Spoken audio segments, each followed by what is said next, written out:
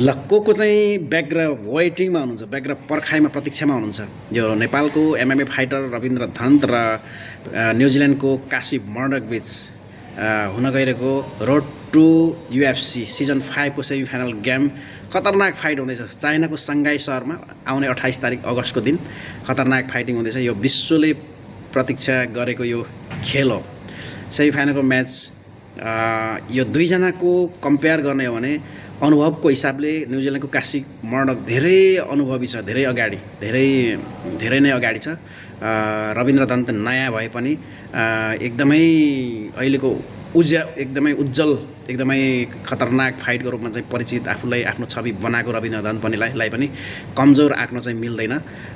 यदि रविन्द्र दन्तले कासिब मर्डकलाई हराएर चाहिँ एमएमए फाइनलमा चाहिँ पुग्यो भने हामीले अचम्म मान्नु पर्दैन। किनभने रेकर्ड हिस्ट्रीलाई हेर्ने भने कासिब मर्डकको 8 खेलमा 8वटा जित अहिलेसम्मको छ भने रविन्द्र दन्तको 10 खेलमा एउटा हार र 9वटा जित गरेर चाहिँ त्यो लेभलमा पुग्ने पहिलो नेपाली बनेको छ।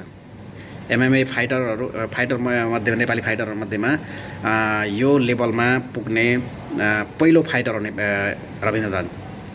अब यिनीहरू एक सेमी फाइनल भेट्ने मध्येमा 2 ग्रुप छ। यतापट्टि ग्रुपमा कासिब मर्डक र रविन्द्र दन्त छन् भने अर्को ग्रुपतिर चुङरेन कोरेन, इन्डियाको चुङरेन कोरेन र रयो तजिमा जापानको दुईजना भेट्ने छन्। दुईजनामा जसले जित्छ उस फाइनलमा पुग्छ। यता पनि रविन्द्र दन्त र कासिब मर्डक बिचमा कम्पिटिसन फाइटमा पनि जो जित्छ फाइनलमा पुग्छ। तर अहिले जुन सेमी फाइनलमा जुन जित्ने खेलाडी चाहिँ एमएमए युएफसीमा प्रवेश पाउँछ, त्यो कन्ट्याक्ट त्यो पाउँछ। फाइनलमा गएर हारे नै पनि विजेता र उपविजेताले युएफसी एमएमए फाइटको उसमा चाहिँ प्रवेश पाउँछ, त्यो संस्थामा प्रवेश पाउँछ। यो विश्वकै सबैभन्दा ठुलो संस्था हो, एमएमए फाइटरहरूको सबैभन्दा ठुलो संस्था हो, त्यहाँ प्रवेश पाउने गर्छ। र यो 4 जना सेमी फाइनल भिडन्त फाइटरहरूको तुलना गर्ने हो भने सबैभन्दा अनुभवी चुङरेन कोरेन र कासिब मर्डकलाई उनीहरू दुईजना छन्। चुङरेन कोरेन भन्दा पनि खतरनाक चाहिँ कासिब मर्डकलाई मानिन्छ। कासिब मर्डक चाहिँ एकदमै यो उसको ट्रेनिङ सेन्टरदेखि लिएर ट्रेनिङ गर्नेदेखि लिएर हरेक कुराहरूमा चाहिँ एकदमै अनुभवको हिसाबले पनि, खेलको हिसाबले पनि एकदमै धेरै अनुभवी देखिन्छ भने चुङरेन कोरेन पनि एकदमै अनुभवी देखिन्छ। तर रविन्द्र दन्त नयाँ खेलाडी भए पनि ऊ एकदमै पछिल्लो समयमा टेक्निक र फाइट पावरले गर्दाखेरि चाहिँ एकदमै ऊ अगाडि बढिरहेको अवस्था छ। र चुङरेन कोरेनलाई अलरेडी 2025मा इन्डियामा उसले हराएर चाहिँ इन्डियामा ब्यान्टम वेट च्याम्पियन बनेर चुङरेन कोरेनलाई हराएर चाहिँ ब्यान्टम वेट च्याम्पियन पहिलो नेपाली हो। त्यो च्याम्पियन ब्यान्टम वेटको च्याम्पियन बन्ने पहिलो नेपाली को रेकर्ड बनाएर उसले विश्वभर चर्चा पाएपछि रोड टु युएफसीको यात्रामा योभन्दा पहिला फिलिपिन्सको खेलाडी किमबोर्ड अलिन्टोजनलाई हराएर उसले पनि रोड टु युएफसीको यो सेमी फाइनल गेममा स्थान पक्का बनाएको थियो। र अबको प्रतिस्पर्धा भनेको चाहिँ न्युजिल्यान्डको कासिब मर्डकसँग रहनेछ। खतरनाक, यो एकदमै इन्ट्रेस्टिङ खतरनाक फाइट हुनेछ।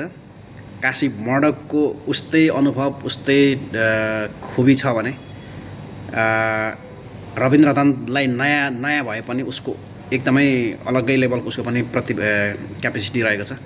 एकदमै इन्ट्रेस्टिङ रहनेछ। यदि रविन्द्र दन्तले कासिब मर्डकलाई हराएको खण्डमा नयाँ एउटा हिस्ट्री क्रिएट हुनेछ फेरि।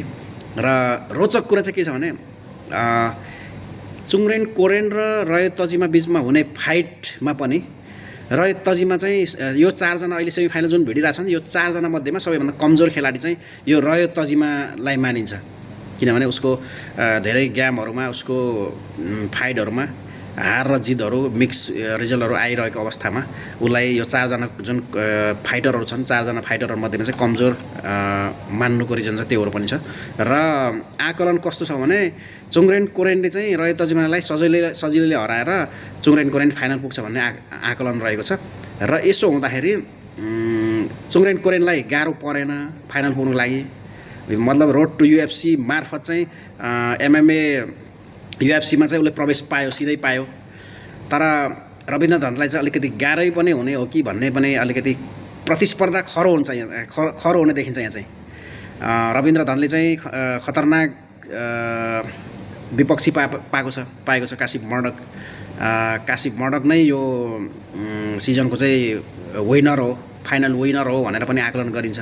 त्यो विनरसँग नै सेमिफाइनलमा रविन्द्र धनको फाइट पर्न गइरहेको छ र यो जितेको खण्डमा फेरि रविन्द्र धनले जितेको खण्डमा फेरि फाइनल पुगेर फेरि पनि यो कोरेनसँग चाहिँ रिम्याच जस्तै हुनेछ क्या।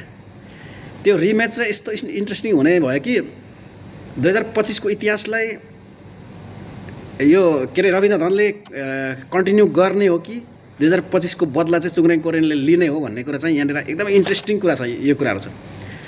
तर चुङरेन कोरेन र रविन्द्र धन यदि फाइनल पुग्यो भने एसियाबाट फाइनल पुग्ने दुईटा खेलाडी यो एकदमै एसियामै तल्क पिड्ने खालको यो न्युज बन्ने छ। यो पर्खाइ वेटिङ रहनेछ र आशा छ यो हिस्ट्री जुन क्रिएट हुँदैछ त्यसमा नेपालबाट रविन्द्र धनले यो हिस्ट्री क्रिएट गर्नेछ पक्कै पनि भन्ने एकदमै ठुलो आशा छ। किनभने त्यो क्यापेसिटी छ रविन्द्र धनमा। भलै अनुभव र प्र्याक्टिसहरू अन्य कुराहरूलाई हेर्दाखेरि हिस्ट्री विगत जति पनि छन् त्यहाँनिरको जित र हारहरूलाई हेर्दाखेरि पनि अनुभवको हिसाबले रविन्द्रलाई तेस्रो स्थानमा मूल्याङ्कन गरिन्छ भने तर नयाँ एकदमै एउटा एकदमै आइकनिक पाराले एउटा उम्रेर आएको छ, झुरमुराएर आएको छ रविन्द्र धन। एकदमै खतरनाक एउटा अनबिलिभेबल टाइपले चाहिँ आइरहेको छ क्या। त्यसले गर्दाखेरि कासिप मर्डकलाई हराएपछि यदि सेमिफाइनल कासिप मर्डकलाई रविन्द्र धनले हरायो भने त्यसपछिको चुङरेन कोरेनलाई हराउनुको लागि चाहिँ रविन्द्र धनलाई गाह्रो नपर्ला भन्नु पनि सकिन्छ। तर यसो भन्दैमा फेरि चुङरेन कोरेनलाई पनि कम्ती चाहिँ आग्नु मिल्दैन। किनभने उसको विगत हिस्ट्रीहरू, अनुभवहरू, एक्सपिरियन्स खतरनाक छ उसको पनि। त्यसले गर्दाखेरि तर इन्ट्रेस्टिङ चाहिँ एकदमै हुन्छ। किन इन्ट्रेस्टिङ हुन्छ भने 2025 मा तेस्रो चरणकोमा चाहिँ नकआउट, टेक्निकल नकआउट गरेर रविन्द्र धनले चाहिँ चुङरेन कोरेनलाई हराएपछि उसले च्याम्पियन बनेको। त्यसरी चाहिँ विश्वभर चर्चा त्यहाँबाट सुरु भएको रविन्द्र धनको। र अबको यो फाइनल यदि कासिप मर्डकलाई हराएर फाइनलमा पुगेपछि चुङरेन कोरेनसँगको फाइट भनेको त यो त झन् एउटा नेक्स्ट लेभलको यो चाहिँ मान्छेको एउटा प्रतीक्षा हुनेछ। यो फाइट चाहिँ यो एसियाको दुईजना फाइटरहरू फाइनलमा युएफसी एमएमए युएफसीको फाइनलमा भेट्दाखेरि चाहिँ यो एउटा अलग्गै यो रौनक हुन्छ क्या। ल अहिलेको लागि यति भन्दै आगामी दिनहरू अब 9 दिन मात्रै बाँकी छ। 9 दिन पर्खिनुपर्छ। 9 दिन मात्रै पर्खौँ र रविन्द्र धन र कासिप मर्डक बिचको खतरनाक भिडन्तमा चाहिँ रविन्द्र धनले जित्नुपर्छ भन्ने मेरो मान्यता छ। नेपालले हिस्ट्री क्रिएट गर्नुपर्छ र अलरेडी क्रिएट भइ त सकेको छ। तर योभन्दा पनि त्यो नेक्स्ट लेभलको हिस्ट्री क्रिएट गर्दै जानुपर्छ र फाइनलमा अन्तिममा चुङरेन कोरेनलाई पनि हराएर यो सगरमाथाकै चुचुरा पुगेको एउटा हिस्ट्री चाहिँ एमएमए फाइटरमा चाहिँ युएफसीमा चाहिँ नेपालीको रेकर्ड त्यो चाहिँ रहनुपर्छ भन्ने एकदमै भित्रै मनबाट मैले अपेक्षा लिएको छु। ल अहिलेको लागि चाहिँ धन्यवाद। यो भिडियो हेर्नु भएको छ भने तपाईँहरू पनि सायद सबै पर्खाइमा हुनुहुन्छ होला। यो हिस्ट्री क्रिएटको त्यो मोमेन्टहरू, त्यो टाइमहरूको लागि पर्खाइमा म चाहिँ छु। रविन्द्र धनलाई विशेष धेरै शुभकामना छ।